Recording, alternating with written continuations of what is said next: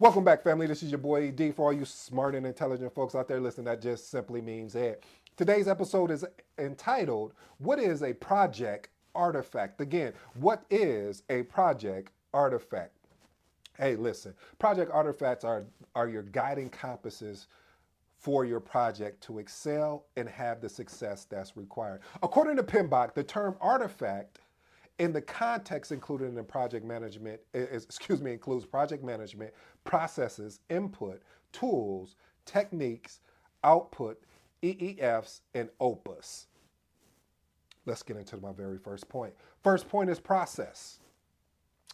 So when you look at the what is a project artifact, the first thing is I'm putting up in front of you, family, is processes. So when you look at processes, it has to do with your initiating, your planning, your executing, your monitoring, controlling, and then of course your closing. And then those artifacts that are responsible to be the roadmap and guide to effective project execution is, oh man, you just don't know. That's why I'm getting better at this, family. I remember actually it was used to be Monday through Sunday. No, actually Monday through Friday. Monday through Friday, I would study. At that time, I think it was 47 processes. Uh, I would type them out just because that right there, those 49 processes are really the backbone. When you start learning, when you start reading questions, and we're probably going to do a session where pull up some CAPM questions, some PMP questions, and you guys could just look over my shoulders and see if you can get the answer right. But back to what I'm saying is that when you learn that 49 processes, it'll help you when you're answering questions to see where you're at in the project. Because if it says, "Hey, the project manager just started, and they're looking at their project charter," well, we're initiating. So the processes is very important. So that's point number one. Point number two: inputs. Now, what inputs does, it explores the artifacts such as your project requirements, your stakeholder expectations, your organizational policies, in which this fuels project management. These inputs really provide project outcomes and give you a guide for decision making. Point number three, one of my favorite tools and techniques. Now, I'm going to say this, and you've heard me say it over and over again. Every tool and technique does not go, okay, I'm sorry, I'm yelling. Every tool and technique will not be applied to your project. I know you want to use everything. You want to use the kitchen sink, but not every tool. So, family, when you're leading projects, make sure and identify the tool that's applicable to whatever that project is. So, back to tools and technique is point number three. Having the ability to dive into artifacts and what this does, some of the artifacts and tools and techniques could include your project management software, your risk management methodology, scheduling software, as well as just collaboration platforms. Some collaboration platforms would be like Slack, if you think of, or Teams. So those are, and scheduling tools, Microsoft Project, Smart Sheets, what else? There's a lot of them out there.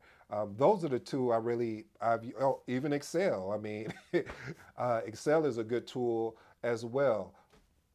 All right, let's go to our outputs. So outputs, the outputs are really things such as your deliverables. So your project reports, your documentation, just basically any tangible project results. These outputs are really a accumulation of the project activities that have been going on within the project.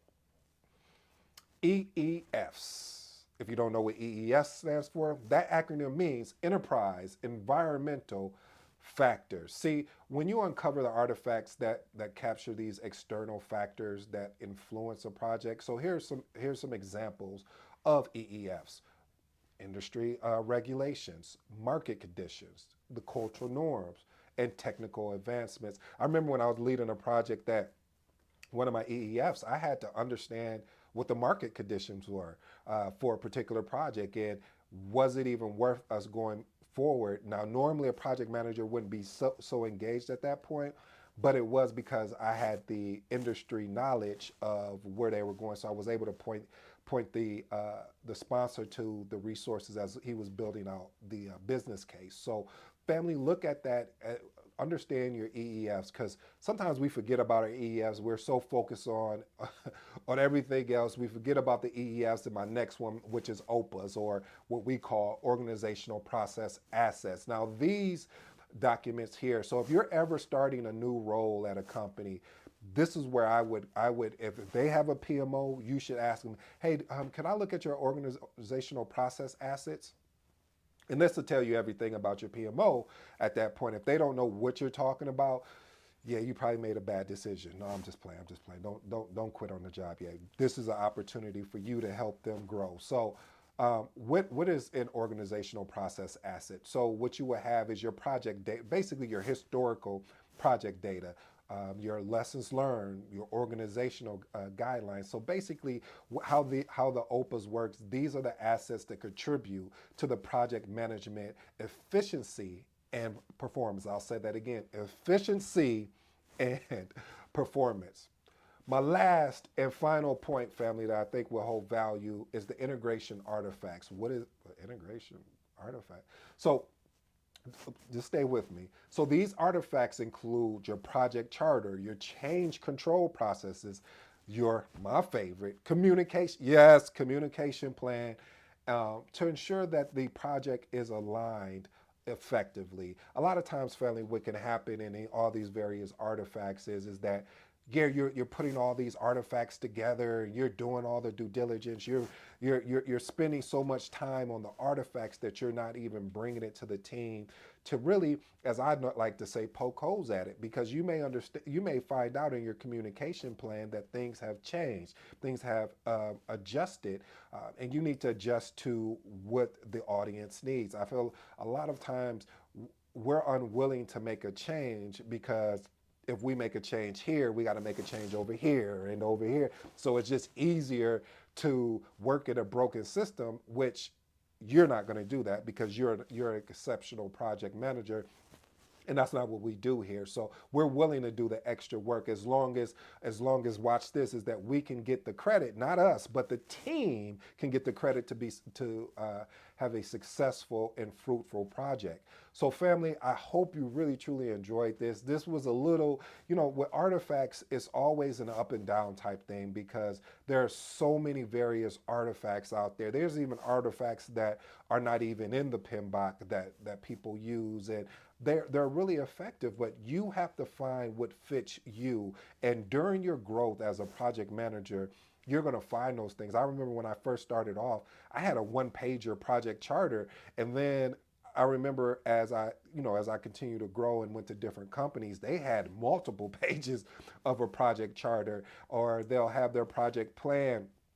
I mean, it's like a booklet per se, and it was good. But again, remember what I said: not every artifact or template is going to fit your project. So that's why the PMBOK is called I like to call it my companion guide or my passenger. Meaning, with my passenger, I'm still driving, but they're going to look for my blind spot. Ooh, I like that. And what that does is that, when I'm looking at the study guide or the reference material, it's a reference to say, hey, this is how a WBS is used, or this is how you use earned value management. It's a reference document. Not everything is applicable. And I know, family, you're like, why does he keep harping on this? Because I've seen project managers try to jam everything in and say, we're using this no matter what, and it's not effective. You have to understand your audience, family. And when you understand your audience, you meet them where they are, and watch this, you take them with you. All right, family, I'll stop because I'll keep going because I'm passionate about this thing we call project management. Until next time, this is your boy ED. I'm out.